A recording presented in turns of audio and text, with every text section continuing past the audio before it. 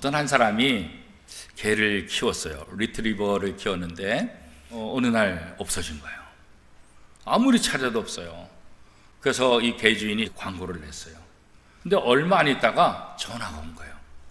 제가 지금 데리고 있는 이 개가 당신이 찾고 있는 리트리버 같다. 개 주인이 전화기를 개의 귀에다 좀 갖다 주세요. 그렇게 해서 개를 지금 관리하고 있는 이분이 전화기를 개 귀에다가 이렇게 대줬어요.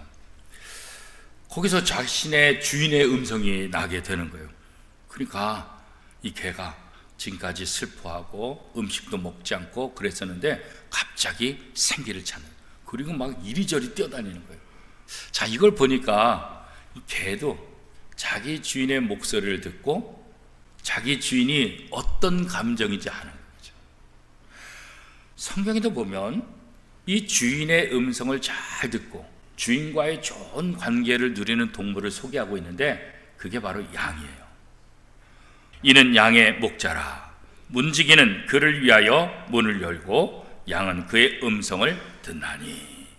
양과 목자와의 이 관계는 음성을 들려주고 그 음성을 듣고 순종하는 관계. 여기서 듣는다 이 말은 뭐냐면 단순히 자기 주인의 목소리를 듣는 것이 아니라 주인의 감정과 함께 교감하고 있다는 거예요. 바로 하나님과 우리와의 관계가 바로 이런 관계가 돼야 된다는 거예요. 하나님은 우리에게 말씀하시기를 원하세요. 그리고 우리가 하나님 말씀 듣기를 정말 원하세요. 그러니까 하나님의 백성이라고 한다면 하나님의 말씀을 단순히 듣는 것이 아니라 하나님과 교감할 수 있는 그 정도 수준까지 가야 된다는 거죠. 그래야만 하나님의 뜻, 하나님의 의지, 하나님의 생각을 파악하고 우리의 삶을 통해서 하나님께 기쁨이 되는 삶을 살 수가 있다, 그런 거죠. 그러면 우리가 하나님의 음성을 잘 듣기 위해서 우리에게 어떤 것들이 필요할까? 온 신경을 집중해서 주파수를 하나님께 맞추는 거예요. 하나님께 관심을 갖고 하나님께 집중하는 거예요. 그죠? 우리가 하나님의 백성으로서 하나님의 음성을 듣는데 또 다른 중요한 것이 있는데 그것은 뭐냐? 이 하나님의 음성이 들릴 때 그 음성을 듣고 내가 어떻게 반응해야 될지 이미 마음에 정해야 된다는 거예요.